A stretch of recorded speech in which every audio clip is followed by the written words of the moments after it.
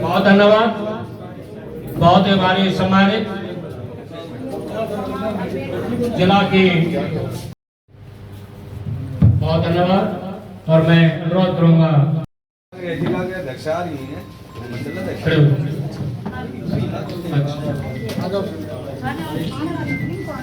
बहुत धन्यवाद। एक मिनट जितनी तो हो जाएगा। नहीं साथ जाओ। बहुत धन्यवाद। और मैं अनुरोध करूंगा और जहां आज जिनके प्रांगण में हम यहाँ एकत्रित हुए हैं श्री प्रदीप सांगवान जी, जिनकी वजह से यहाँ हम सब हैं। और पार्टी जिंदाबाद। आज बड़ौदा विधानसभा में भारतीय जनता पार्टी हरियाणा महिला मोर्चा की महामंत्री बहन मीना परमार जी हमारे बीच में पहुंची है। यहाँ पहुंचने पर बड़ौदा विधानसभा की तरफ से बहन जी का मैं दिल की गहराइयों से स्वागत करता हूँ, अभिनंदन करता हूँ। बहुत ही आदरणीय भारतीय जनता पार्टी के बहुत ही श्रेष्ठ नेता डॉक्टर ओम प्रकाश शर्मा जी, ओम वीरवंश जी, हमारे बैसवाल मंडल के अध्यक्ष। देखिए, आज जिस तरह की बैठक यहाँ बड़ौदा विधानसभा की रखी गई है, इसी तरह की 90 की 90 विधानसभाओं में बैठकें हुई हैं। और अभी आगामी जो कार्यक्रम है भारतीय जनता पार्टी जिनको कर रही है, उन कार्यक्रमों को लेकर के कार्यकर्ताओं को जो सूचना देनी थी, दिशा निर्देश देने थे, उसके बनिस्पत ही ये बैठक रखी गई थी, जिसमें 25 तारीख का हमारा कार्यक्रम रहेगा। माननीय पूर्व प्रधानमंत्री भारत रत्न अटल बिहारी वाजपेयी जी का जो जन्म शताब्दी वर्ष है, उनकी जन्म जयंती को भारतीय जनता पार्टी का प्रत्येक कार्यकर्ता अपने अपने बूथ पर पुष्पांजलि अर्पित करके मनाएगा। और उनके द्वारा रचित 2 कविताओं का गायन भी उस कार्यक्रम में कार्यकर्ता करेगा। इसी तरह से 26 तारीख का कार्यक्रम है वीर बाल दिवस, जो भारतीय जनता पार्टी का प्रत्येक कार्यकर्ता अपने अपने मंडल में उस कार्यक्रम को करेगा और अपनी श्रद्धांजलि अर्पित भी करेगा। और जो नई पीढ़ी है उस तक ये संदेश पहुंचाने का भी काम करेगा कि किस तरह से हमारे वीर बालकों ने, गुरु गोविंद सिंह जी के जो शहजादे थे, उन्होंने अपनी जान की परवाह ना करते हुए, क्योंकि उनको दीवार में चिनवा दिया गया था और अपना धर्म उनको छोड़ने के लिए कहा गया था, लेकिन उन्होंने अपने धर्म को नहीं छोड़ा, अपनी जान जोखिम में उन्होंने डाल दी। ऐसी शहादत उन्होंने देश के लिए दी, अपने धर्म के लिए दी। तो इस कार्यक्रम को भारतीय जनता पार्टी का कार्यकर्ता मंडल स्तर पर करने वाला है, जो धार्मिक स्थल पर भी हम करेंगे, उसमें चाहे मंदिर हो चाहे गुरुद्वारा। और तीसरा कार्यक्रम हमारा है मन की बात कार्यक्रम, जो 29 दिसंबर को होने वाला है। प्रधानमंत्री हर महीने के आखिरी रविवार को देशवासियों से मन की बात के जरिए बात करते हैं और देश के जो ज्वलंत मुद्दे हैं उन पे भी चर्चा करते हैं और भी अन्य मुद्दों पर वो चर्चा करते हैं। तो इस तरह के 3 ये कार्यक्रम है। और हमारा संगठन पर्व सदस्यता अभियान चला हुआ है अभी पूरे देश में, जिसमें हरियाणा को हमें सामान्य सदस्यता का 50 लाख का टारगेट हमें दिया गया था, जिसकी ओर हम अग्रसर हैं और 42 लाख के करीब हमारे सदस्य हरियाणा में अभी बन चुके हैं।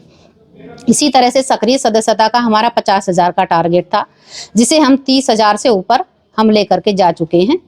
उसी की जानकारी कार्यकर्ताओं को दी गई है कि जो कार्यकर्ता सक्रिय सदस्य बनना चाहता है उसको 50 सदस्य अपने रेफरल कोड से बनाने होंगे, तभी वो सक्रिय सदस्य बन पाएगा। तो इसको लेकर के ही आज पूरे हरियाणा प्रदेश में विधानसभा के अनुसार बैठ के रखी गई थी और मेरा आना आज यहाँ बड़ौदा विधानसभा में हुआ है। हरियाणा की कितनी महिलाएं अब तक बीजेपी की सक्रिय सदस्य हैं? देखिए, महिलाओं का अलग से कोई आंकड़ा नहीं निकाला गया है अभी। ये जब सदस्यता अभियान कंप्लीट हो जाएगा उसके बाद उसका सारा सार निकल के आएगा कि कितनी महिलाएं इसमें जुड़ पाई हैं और कितने पुरुष और कितने युवा जुड़ पाए हैं। तो उस आंकड़े के अनुसार फिर आपको इसकी जानकारी जरूर दी जाएगी।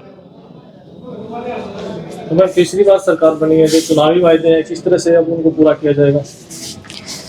देखिए, भारतीय जनता पार्टी ने 10 साल के शासनकाल में प्रधानमंत्री नरेंद्र मोदी के नेतृत्व में जिस तरह से काम किया देश में और हरियाणा प्रदेश में, वो सबके सामने है। और उसी पर मोहर लगाते हुए प्रदेश की जनता ने, देश की जनता ने फिर से केंद्र में भी और हरियाणा प्रदेश में भी भारतीय जनता पार्टी की सरकार बनाई है। और लोगों ने माना है कि भाजपा ने जो अंत्योदय का जो मिशन लेके भारतीय जनता पार्टी चली थी, अंतिम व्यक्ति तक सरकार की योजनाएं पहुंचे, अंतिम व्यक्ति तक सरकार की योजनाओं का लाभ पहुंचे, जो गरीब और शोषित वंचित है उस तक योजनाएं पहुंचे, उसका प्रयास भाजपा ने किया। और आज सही मायने में जो अंतिम व्यक्ति जो पंक्ति में खड़ा था, विकास के मामले में जो पिछड़ा हुआ था, उस तक सरकार की योजनाएं पहुंच रही हैं। आज सीधा चाहे कोई गरीब है, चाहे कोई किसान है, चाहे कोई दिव्यांग है, चाहे कोई बुजुर्ग है, डीबीटी के जरिए उसके खाते में सीधा पैसा जा रहा है। कोई बिचौलिया नहीं है, बिचौलिया सिस्टम बीजेपी ने खत्म कर दिया है। तो ऐसी हमारी सरकार है जिसने बहुत अच्छे तरीके से काम किया हरियाणा। महिलाओं को 21 रुपए देने की बात की गई थी। जी, उस पर अभी योजना बन रही है और निश्चित तौर पे जो हमारी सरकार ने या हमारे मुख्यमंत्री जी, नायब सैनी जी ने जो घोषणा की थी उस पे अमल जरूर होगा। किस तरीके से दिए जाएंगे ये 2100 रुपए प्रत्येक महिला को दिए जाएंगे या इसमें? देखिए, वो योजना बनाई जा रही है, उसके बारे में अभी एजेंडा मुझे क्लियर नहीं है, चुनावी एजेंडा वो तो सरकार एजेंडा क्लियर करेगी। लक्ष्मी योजना को प्रत्येक महिला के साथ जोड़ने के लिए चुनावी एजेंडा था ये। जी जी। अब इसमें क्या समीकरण को अलग से चेंज करने की जरूरत है कि इसमें बीपीएल समीकरण चलेगा? देखिए, वो तो सरकार किस तरह से योजना बना करके लेके आती है, क्या उनके दिमाग में था पहले से ही कि भी किस तरह से हमने इसको लागू करना है, वो अभी तैयारियां भी चल रही हैं और जब धरातल पे आएगी तो वो सब आपके सामने होगा। महिलाओं को गैस सिलेंडर 500 रुपए में देने की बात भी कही गई थी। बीपीएल परिवारों के लिए कही गई थी, बीपीएल परिवार जो हैं उनके लिए कही गई थी, जो बीपीएल महिलाएं हैं, बीपीएल परिवार हैं, उनके लिए कही गई थी। तो वो योजना कब तक शुरू हो जाएगी? वो जल्द ही लागू हो जाएगी। ठीक। मैम, कांग्रेस ने एक समीक्षा के लिए, चुनाव की हार के लिए एक कमेटी बनाई थी, तो वो कह रहे हैं कि कांग्रेस की जो हार हुई है वो ईवीएम की वजह से हुई है। देखिए, ये तो पहले से ही चर्चाएं थी कि कांग्रेस जब हार जाएगी तो ये ठीकरा ईवीएम पे ही फूटने वाला है। ये चर्चाएं तो पहले से ही थी। अब कांग्रेस ना तो अपना संगठन खड़ा कर पाई और ना ही उनका आपस में कोई सामंजस्य था, और जनता इनके राज से पहले ही इतनी दुखी थी जब लगातार बीजेपी की 2 बार सरकार आई और तीसरी बार भी लोगों ने बना दी, क्योंकि हमारे काम से जनता खुश है। हमने उस हर आदमी को टारगेट पे रखा जिस तक योजनाएं नहीं पहुंची थी, उन सबके लिए हमने काम किया। यहाँ ना जाति की बात थी, ना धर्म की बात थी, ना पंथ की बात थी, ना मजहब की बात थी, यहाँ हर वर्ग की बात थी। सबका साथ, सबका विकास, सबका विश्वास और सबको साथ लेके पूरे प्रदेश का विकास। हमारी सरकार ने, जब मनोहर लाल जी मुख्यमंत्री थे तब भी 90 के 90 विधानसभा में चाहे हमारा एमएलए था चाहे नहीं था, फिर भी हमने विकास कार्य वहाँ बराबर समान रूप से करवाए।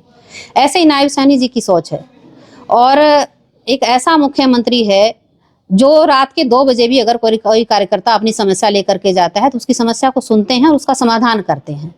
तो ये इस तरीके से हमारी सरकार में काम हो रहा है। ये भारतीय जनता पार्टी की सरकार है।